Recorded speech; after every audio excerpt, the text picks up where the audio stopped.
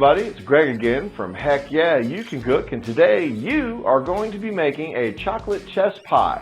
That's right, I don't know why it's called chess, but it's not after the game, but it is definitely a chocolate pie, and I hope everybody enjoys. While I've got you captured for this moment, please make sure you subscribe to the channel, watch some of the videos that are around, and like and share with your friends. Join us on Facebook and our Facebook group, Heck Yeah, You Can Cook. We're also on Pinterest, as well as a little bit of TikTok and Instagram, so please join us there. Today we're baking one. This is a great pie for a special occasion for the holidays. I add a little bit different to it. You can serve this with vanilla ice cream, and I used to make this a lot, but then I've had members of my family got gluten intolerant, and it was really hard to find or be able to create a gluten-free pie crust, but now there is one on the market. Got it right here, so you can find this in your freezer section of some of your better grocers, and you can now make this again because there's no gluten in any of the ingredients. Now, this is a very simple pie. I kind of cut back a little bit on the timing by using the microwave instead of the double boiler. We'll show you this process. The tools you're going to need a wooden spoon, you're going to need a spatula, you're going to need a mixing bowl and a whisk, all right? And something to put the chocolate and the butter in together in the microwave.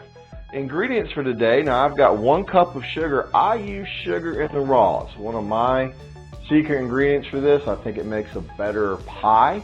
So sugar in the raw. You can use regular granulated sugar if you like. My secret ingredient is 1/4 teaspoon of nutmeg. And I've told everybody. I got salt, so I can add a pinch of it to the dish. I have got 2 eggs that we're going to use in just a second. I've got a stick of butter. This is 2 half sticks, so I guess you can figure that out. And I make sure these soften to room temperature for about 2 hours. Get them out of the fridge, let them soften, they'll work better. I've got 1 bar, 2 ounces, and it's already breaking apart, but that's fine, of Baker's chocolate. I use semi-sweet. You can use unsweet, but I use semi-sweet for this. I've got 1 teaspoon of vanilla extract. Get the good stuff. Don't buy the imitation. Make sure you use that. The first thing we've got to do is we've got to break apart the chocolate. Now it says chocolate, a lot of people in the recipes, but you know, what's the fun in that? So just kind of break it apart. It's actually designed to break apart. This bar is. The better the chocolate, folks, the better the pie. So I would suggest you buy the top shelf of the chocolate. It's got a higher cocoa content, usually softens better, makes a better pie overall. So don't cinch yourself. Butter goes right in.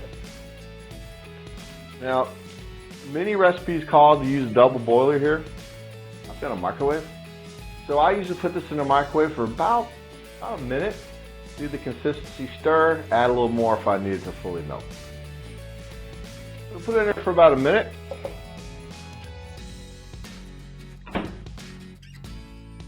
Save a little bit of time of trying to do the double boil. The chocolate is all gone. Butter's in there. Take your spatula.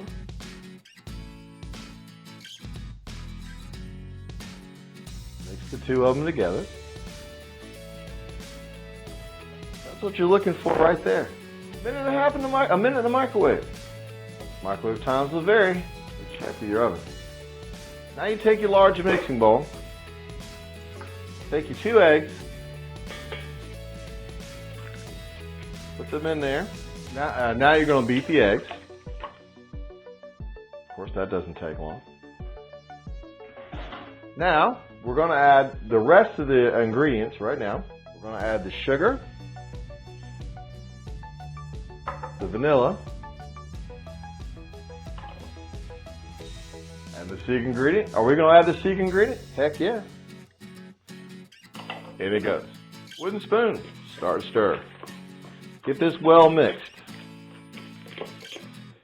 After you've mixed it pretty well, add a pinch of salt at that time. Not a whole lot, just a small pinch. Kind of turns into a gooey mixture. I'll kind of lean it up toward the camera so you can see. You're going to want that in there right there. now you add the chocolate and the butter. Make sure you get all the good little parts out. Stir that together. Now I'm going to pause here and show what we're looking for with this, and then pour it in there, and then you're just going to bake it in the oven for 35 minutes. The secret to chess pie is you're going to let it cool overnight in the fridge. Don't try to cut it. Don't try to eat it. It's an overnight pie. You're really going to need that time to let it cool in the first on the countertop, and then let it cool in the refrigerator before you serve it. This is what you're looking for. This consistency right here. You see, you really stir it. You're going to hear a little grit. That's fine. Almost like a chocolate syrup that's real thick. That's what you're looking for after you combined all these ingredients. Now I really stir this, and sometimes if I really want it mixed well, I'll put it in my stand mixer to really get it integrated. Now you take your pie crust, right here. What I love about these Pampered Chef bowls, it has a spout. Pour that right down the middle.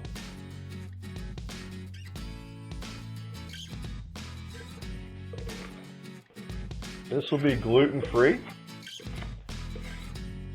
so people won't be excluded. It will not be sugar-free. I've not been able to successfully replicate this as a sugar-free dish. I take my spatula, push the rest of it out. Get all those good bits out.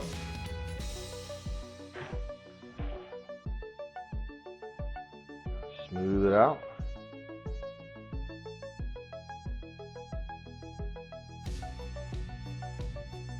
There you go. We're going to bake this for 35 minutes. Now a trick that I do use to help with the baking process is I take a cooking sheet and I place it on the cooking sheet. I have had a couple disasters in my day trying to take a pie out of the oven, and the oven mitt was not quite fitting, and yeah, that's not good when you drop a pie that you've been working on and it's Thanksgiving. So, trick, cookie sheet, won't change it.